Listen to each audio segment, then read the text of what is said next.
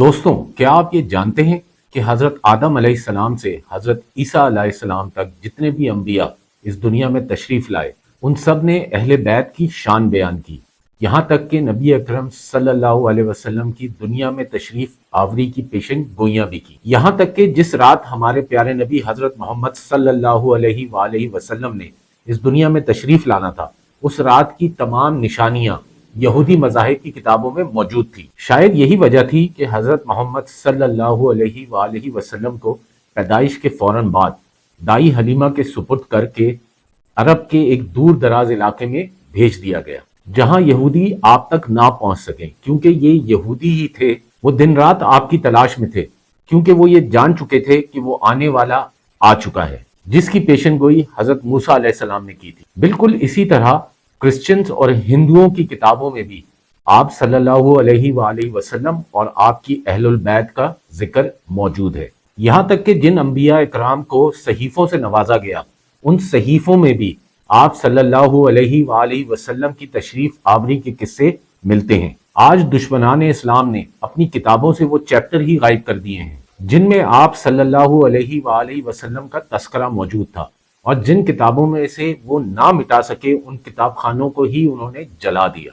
ان کو یہ ڈر تھا کہ اگر ہماری قوموں نے آپ صلی اللہ علیہ وآلہ وسلم کا تذکرہ اپنی کتابوں میں پڑھ لیا تو وہ لوگ شاید جوگ در جوگ مسلمان ہو جائیں گے اور دنیا سے شاید دوسرے مذاہب نایاب ہو جائیں گے۔ دوستوں، کیا آپ یہ جانتے ہیں کہ آج کے دور میں جتنے بھی مذاہب اس وقت اس دنیا میں رائج ہیں ان سب میں سب سے پرانا مذہب ہندوازم ہے؟ اور آپ لوگ یہ جان کر شاید حیران ہو جائیں گے کہ ایک جنگ کے دوران شری کرشن نے ایشور سے دعا مانگی تھی، اور اس دعا کے دوران انہوں نے کسی الہ کو 3 دفعہ مدد کے لیے پکارا تھا۔ دوستوں، کیا آپ جانتے ہیں کہ وہ الہ کون ہے؟ وہ جس الہ کو پکار رہے تھے اس کے بارے میں بول رہے تھے کہ وہ دنیا کے سب سے بڑے مندر میں کالے پتھر کے قریب اپنا چمتکار دکھائے گا۔ تو دوستوں، کیا آپ یہ جانتے ہیں کہ وہ دنیا کا سب سے بڑا مندر اور وہ کالا پتھر آخر کہاں موجود ہے؟ شری کرشن نے جس پریتم کے پریتم کا واسطہ وسیلہ اپنی دعا میں پیش کیا، آخر وہ ہستی کون ہے؟ اور جب انہوں نے اپنی دعا کو مکمل کیا تو اس کے آخر میں شدت سے کسی الہ کو 3 مرتبہ پکارا۔ دوستوں، آپ کے لیے یہ جاننا انتہائی ضروری ہے کہ وہ الہ کون ہے جس کو شری کرشن اپنی مدد اور نصرت کے لیے پکار رہے ہیں۔ تو آج کی اس ویڈیو میں ہم ان رازوں سے پردہ اٹھائیں گے۔ تو میں ہوں احسن ضیاء، چلتے ہیں اور اٹھاتے ہیں ان رازوں سے پردہ۔ لیکن ویڈیو کی طرف جانے سے پہلے آپ سب سے ایک ریکویسٹ ہے کہ کائنڈلی میرے اس چینل کو سبسکرائب کریں، ویڈیو کو لائک کریں اور نیچے دیے گئے کامنٹ باکس میں اپنی رائے کا بھرپور اظہار کریں۔ تو دوستوں، اب چلتے ہیں اور جانتے ہیں اور دیکھتے ہیں کہ وہ ہستی کون تھی جس کو شری کرشن اپنی مدد کے لیے بار بار پکارتے ہیں۔ آج سے ہزاروں سال پہلے جو عربانی زبان میں بکس لکھی گئیں ان میں ایک لفظ ایلیا یا ایلا کسی ایسی ہستی کے ساتھ منسوب تھا جو آخری زمانے میں ظہور کرے گی۔ پرانے زمانے کی بائبل میں لفظ ایلیا یا ایلا بار بار دیکھنے کو ملتا ہے، اور کرسچنز کا ماننا ہے کہ یہ لفظ ایک خاص اسم مبارک ہے جو خدا کے لیے نہیں کسی ایسے شخص کے لیے استعمال کیا گیا ہے جو آخری زمانے میں ظہور کرے گا۔ دوستوں، اب چلتے ہیں ایک ہندو میتھولوجی کی ایک بڑی فیمس جنگ کروکشیتر کی طرف، جس کو مہا بھارت بھی کہا جاتا ہے، جس میں شری کرشن کروکشیتر کے میدان میں تشریف لاتے ہیں۔ تو ان کو معلوم ہوتا ہے کہ سچائی کے طلبگار تو صرف مٹھی بھر ہی رہ گئے ہیں، مگر جھوٹ اور باطل کے ٹڈی دل لشکروں سے زمین بھری ہوئی ہے۔ کرشن جی اپنے سرفروشوں اور اپنے خاص سپاہیوں کو کچھ پیغام ارسال کر کے تنہائی میں چلے جاتے ہیں اور اپنے مالک حقیقی کے سامنے سجدہ ریز ہو کر دعا مانگتے ہیں۔ جو الفاظ ہندو کتابوں میں ملتے ہیں وہ یہ ہیں: اے پرمیشور سنسار پرماتما، تجھے اپنی ذات کی قسم جو آکاش اور دھرتی کا جنم کارن ہے، اور اس کی قسم جو تیرے پیارے کا پیارا، تیرے پریتم کا پریتم ہے، تجھے اس کا واسطہ جو ایلی ہے، جو سنسار کے سب سے بڑے مندر میں کالے پتھر کے قریب اپنا چمتکار دکھلائے گا۔ تو میری بنتی سن اور جھوٹے راکشسوں کو نشٹ کر اور سچوں کو فتح دے، اے ایشور ایلا ایلا۔ تو دوستوں، اگر آپ ان الفاظ پر غور کریں تو شری کرشن نے کسی کا واسطہ وسیلہ پیش کر کے مدد طلب کی ہے۔ ان الفاظ میں انہوں نے प्रीतम की कसम दी है और आखिर में उनका नाम पुकारा है और जिनका नाम पुकारा है उनके आने की खबर भी दी है, यानी कि वो आने वाला दुनिया के सबसे बड़े मंदिर, दुनिया के किबला और काबा हरम मोहतरम में काले पत्थर यानी हजरे अस्वद के करीब अपना मुआवजा दिखाएगा।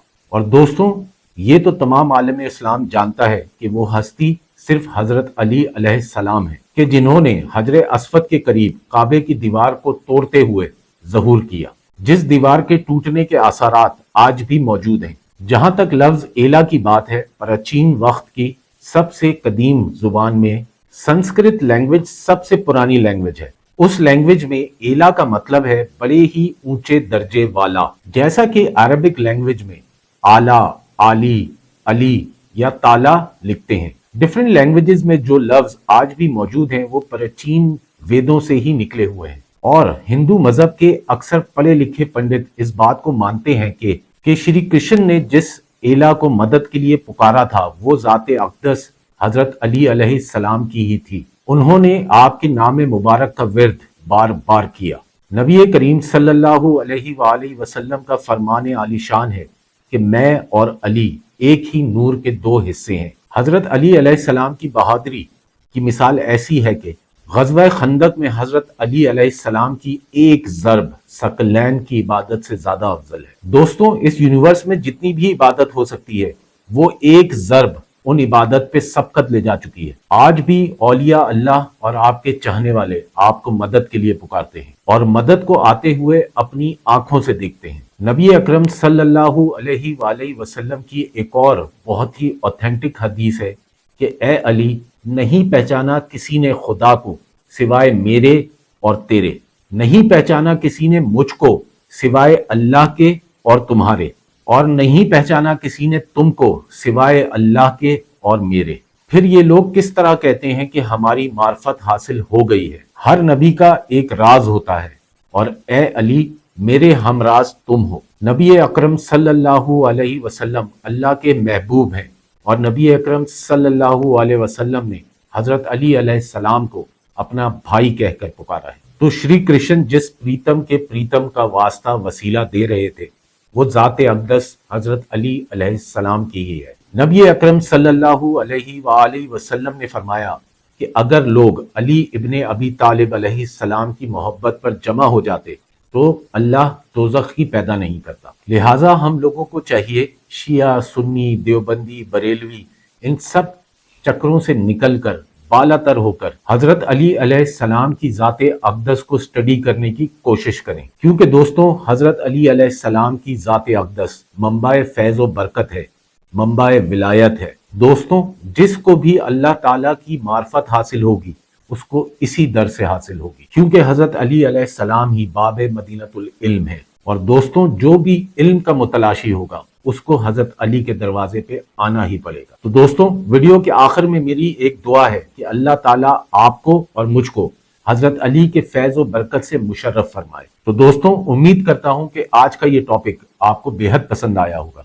अगर पसंद आया है तो काइंडली मेरे इस चैनल को सब्सक्राइब करें, वीडियो को लाइक करें और कमेंट करके मेरी हौसला अफजाई करें। खुदा हाफिज।